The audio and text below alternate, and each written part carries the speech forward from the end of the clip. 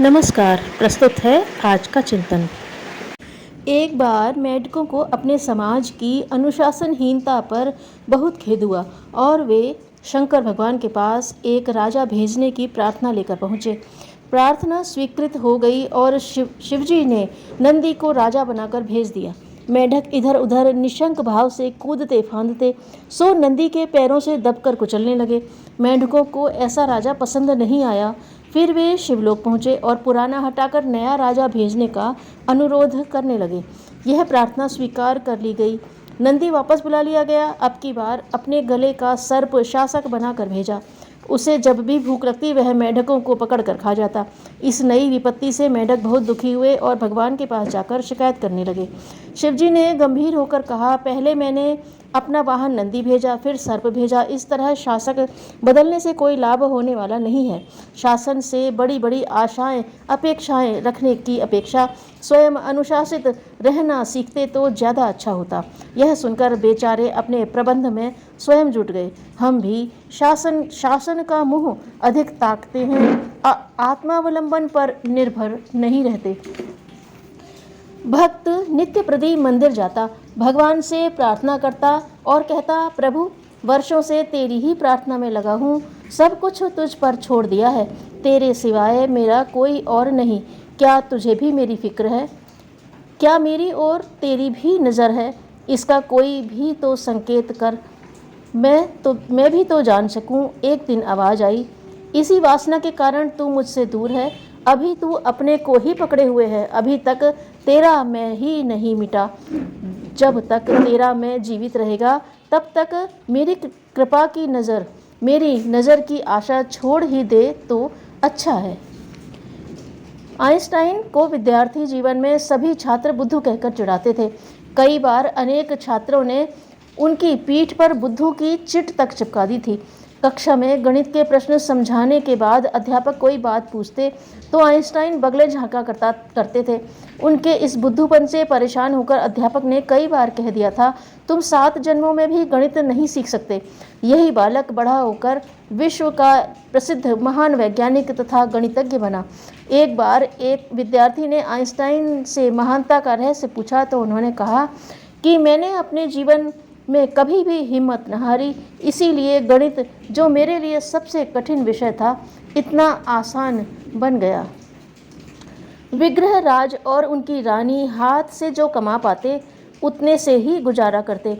राज्यकोष का प्रजा धन वे छूते तक न थे। उनकी इस सत्यनिष्ठा से वरुण देव प्रसन्न थे। रानी कच्चे धागे की डोरी बनाकर उसी से कुएं से जल खींच लाती। एक बार संबंधियों के बहकाने से रानी के मन में लोभ उठा। राज्यकोष पर मन ललचाया और बहुमूल्य आभूषण बनाकर पहन लिए। उसी दिन उनका वह चमत्कार समाप्त हो गया जिसके बल पर वह कच्चे धागे से भरा घड़ा कुएं से खींचा करती थी। लोभ आते ही आत्मबल समाप्त हो जाता है। प्रख्यात विभूति हातिम परदेश जाने लगे तो अपनी पत्नी से पूछ बैठे, तुम्हारे लिए खाने पीने का कितना सामान रख जाऊं?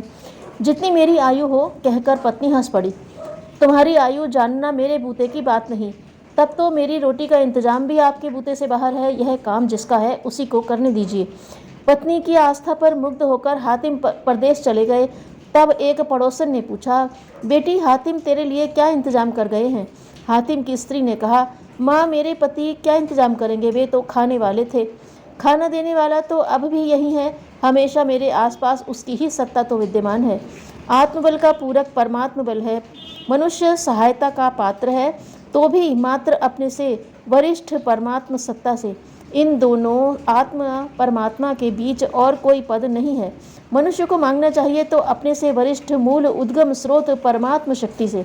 उसी से अपना संबंध साधना, उपासना, आराधना आदि उपक्रम अपनाकर जोड़ा और सशक्त किया जाता है।